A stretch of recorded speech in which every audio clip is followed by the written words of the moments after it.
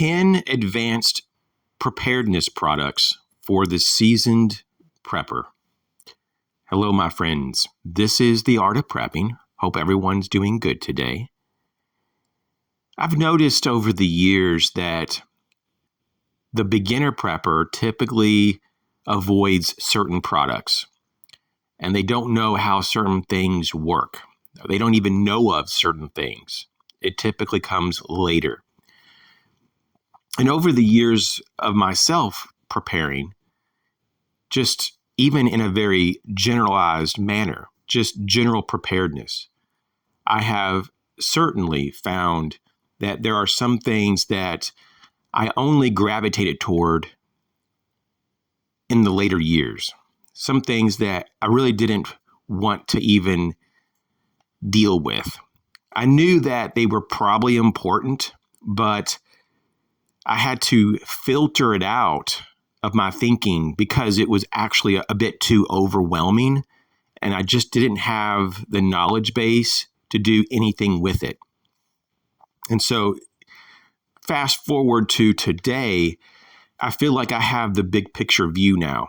I may not be as far as some other people are, but I have the philosophy and I'm making good progress.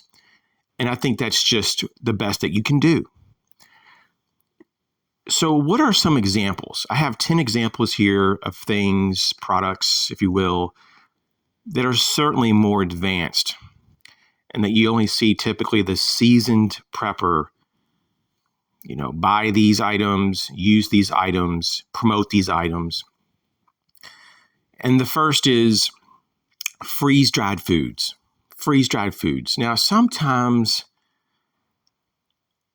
the beginner prepper, especially those who have the disposable income, they may actually get some of this early on, and that's great. But it's totally not necessary. Even for the seasoned prepper, freeze-dried food is not a necessity. It's just really nice to have.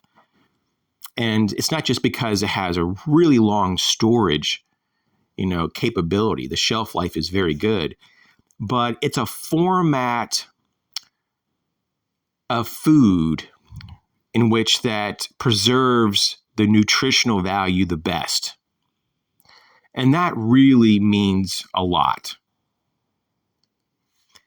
And so if your food is intact, then you can get a lot more from it, because we don't eat just for calories. We don't eat just to feel full. We don't eat just to have bulk in our body. We eat for the nutrition. And freeze-dried foods have the most nutrition, to my knowledge at least, in compared to any other type of dried food.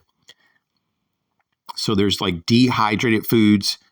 They're not bad, but once again, freeze-dried foods are just that much better. Another thing that I see a lot of advanced preppers buy and stock and have a good working knowledge of is antibiotics. Antibiotics. Of course, you only want to use this when you really have to. So you need to know how to identify if you really have an infection. But this can be a lifesaver. I mean, you can die from simple infections. This is littered throughout the historical time frame of humans on Earth, right? I mean, you don't have to look very far, even in the modern day, in third world countries, in remote areas that don't have access to basic antibiotics, people die. So this is something that takes a bit of effort to just break down and figure out which ones you'll need and how much of it and all that. And a lot of this does not cost like as much as you think. But there's different tricks on how do you get antibiotics, right? Because here in the United States, at least antibiotics for humans are prescription only. So how do you go about doing that? And you'll learn, though, that most animal antibiotics are made by the same labs the same companies that make it for humans. So I'm not telling you to take animal antibiotics, but I am saying that in most scenarios from my research, it's the same medicine, just rebranded, and that's about it. So another thing that I've noticed that a lot of seasoned preppers, get into at some point, and this typically is later down the road. For me, it certainly was years and years down the road from when I started into preparedness, and that is solar generation. It could be something as simple as just getting a basic portable power station and getting yourself a portable solar panel. That's a good way to start, just to kind of ease yourself into this whole genre. But it's pretty addictive. And before you know it, you'll want a whole house system, or at least something that you can put on or around your home and to power things in your home, or to power things in your barn or your shed or your garage or your bunker or whatever, right? Storm shelter, whatever. And of course, there are locations in the world that solar generation is just not very effective. Maybe for you, it's something different. And there's typically at least one option in most locations, unless you're like in the very, very northern Arctic, for example, or if you're in Antarctica, you may have some problems. You might be able to harvest some wind up in those areas, but for the most part, most areas that that have populated areas of humans, there's some type of resource. There's trees, there's moving water, and so forth. Another thing that seasoned preppers are aware of is that the radio band is very vast. Most civilians, they don't have a big picture view of the radio spectrum, especially the radio spectrum that humans typically use. And they don't know much about shortwave. They don't know much about the public service bands. They do know a little bit about, obviously, AM and FM, at least the commercial AM and FM bands. But other than that, some people have a little bit of experience with the weather band. But beyond that, though, really, unless you're into amateur radio, you're probably not going to be that aware of all the other band allocations and all the traffic that's going on that's invisible to us. But if you just had the right technology, you could tune in and hear all this traffic. And there's all this going on around us 24/7. And so having a wideband receiver is something that more upper level preppers have. Being able to pull in stations thousands of miles away and being able to ascertain information during a crisis. And of course, it goes without saying that it's good to also have the means to transmit as well. But that is even more advanced than even the average seasoned prepper. A lot of them don't have the capability to transmit long distances. But they do typically have short range capability. UHF, VHF, those kind of bands. But for those, and this is the next one here, for those who are looking for a means to communicate in most places of the world and not have to bring a lot of equipment to communicate, satellite phones is something to consider. And this is what you see them really serious preppers, they have satellite phones. Now, this can be a bit expensive, but I have seen some companies that the phone is not that expensive. It's just that you have to have a plan. And so you have to pay so much per month. Some companies allow the minutes to roll over. Some phones have text feature. and so forth. And this is pretty good stuff. I mean, if you can afford it, and it's not, insanely out of the reach of some people, but I think for most people, it's just not in the realm of their budget. So it's unfortunate though, but hopefully in the future, the price will come down more, because it has already. Over the last 10 years, I've noticed the price of sat phones and service plans have gone down. And also just the availability of transponders. This is the next one. This is for basically during times that society, though, is still operational and functional, if you will. That if you were able to alert authorities, they could still help you. Now, in a grid down scenario and an SHTF where society is just completely falling apart, then transponders probably aren't going to help you at all. But if some things are still functional and the infrastructure is more functional than not, a transponder can save your life, especially if you're out by yourself in the deep woods, in the back country, and you broke your leg, right? Or were attacked by a bear and you survived it, but you can't really move because you're injured too much. Or you're in the middle of the ocean and you have a catastrophic failure of your boat and you need help. Maybe the boat is sinking. This is when you can have your transponder and your sat phone together to save your life. Now I'm going to change gears here. This is something completely different. Hydroponics. Now this is super cool. This is certainly much more advanced for most people. And most people I know have nothing like this. I am thinking about this. I'm trying to figure out how to do this in the sense of the space that I have available. But hydroponics, and it doesn't have to be extensive. It really doesn't. And you can grow a whole range of different types of plants, right? And algae and you can have different kinds of fish and so forth. There's all kinds of things and different combinations to create like an ecosystem.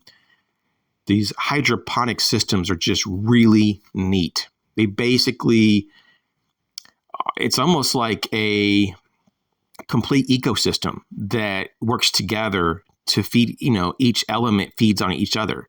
And it's like the byproduct of one element feeds the next and the next. And it's just like a chain reaction. It's super cool. So that's something that I'm learning a lot about. And I think it's just really interesting. And certainly if I had a lot more space, certainly if you had like a really large garage and you could spare a section of the garage to make it, make use of something like this, like a hydroponic tank or ecosystem, that would be really ideal. Because basically you can grow a lot of food or raise a lot of food that way. The next is seed cache. Now, a lot of beginners do go out and get some seeds. Sometimes it's just a bunch of random seed packets. Sometimes the beginner even goes so far as to get like a variety of seeds, like an actual packet or, an actual product that has a full variety of garden seeds. So it's pretty well rounded, and those are really good. There's nothing wrong with those, especially the GMO free type of seed packets. The problem is though, for a lot of preppers though, they don't really even know how to use them. The more seasoned prepper does, and the more seasoned prepper don't really keep all their seeds in one location like the beginner does. So they'll have a seed vault or a seed cache, sometimes people call it, in their home, and maybe like one or two off-site. Or if it's on their property, it's just in different buildings. So if one building was compromised, they have other buildings with seeds, because the more seasoned prepper knows that seeds are life. That's just basically, it could be your food source at some point in a real emergency.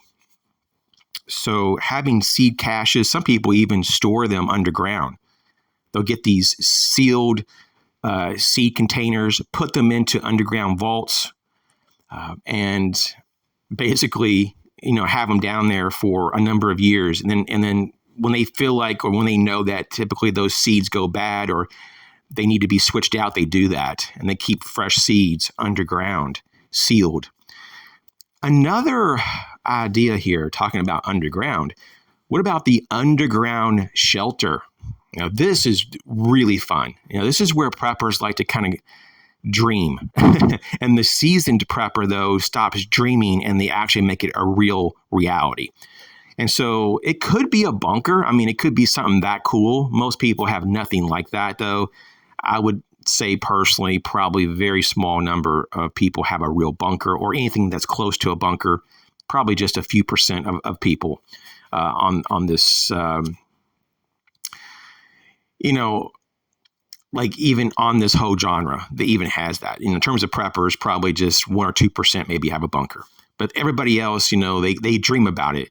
But some people actually kind of have that hybrid, that root cellar, that deep basement. There's basements out there that go quite a bit deeper than it's a standard basement, or they have a reinforced section of the basement.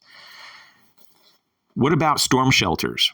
That's a real big one too. You can kind of make that like the poor man's bunker. And this is really cool because underground shelters of any type, can help you against bad weather, like tornadoes, for example. And it can also be a place to stash things because you could conceal that underground facility, that underground space. You can conceal it so that someone just doesn't easily find it.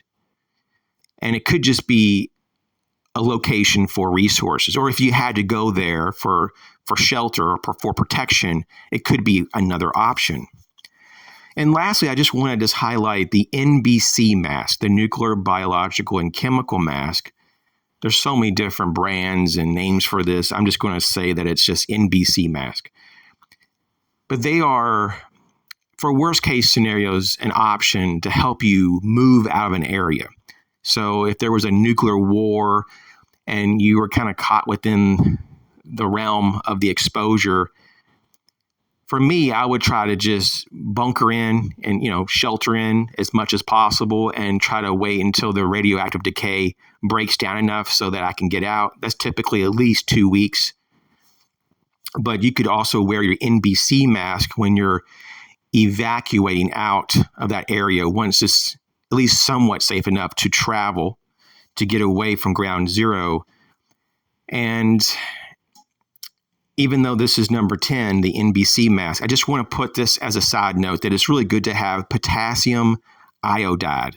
Potassium iodide doesn't cost very much. It has extremely long shelf life. You can basically just get a few packs of it and just put it away and forget about it for I think it's like 21 years, I believe. At least the one that I got is rated for 21 years. It's pretty amazing. So just also to be aware that most potassium iodide, they have like a best buy date per se, but when you do the research, the shelf life past the best buy date, and it's still effective though. It's still effective, but it can go a long way. I think it's like an additional 11 years past the best buy date. So yeah, I'm thinking it's something close to around 21 years if you get a fresh pack of potassium iodide tablets, but very good. So that helps to block the absorption of radiation and, in your thyroid. So basically it just helps protect some of your organs, but against like nuclear radiation. But that doesn't mean though that the rest of your body is going to be like resistant to radiation. So, you don't want to linger in a radioactive environment. Even if you even have like a radioactive biohazard suit or something, you still would want to just get out of that area as soon as possible. So I hope this was interesting. This was 10 advanced preparedness products for the seasoned prepper. You guys take care. We'll catch you later.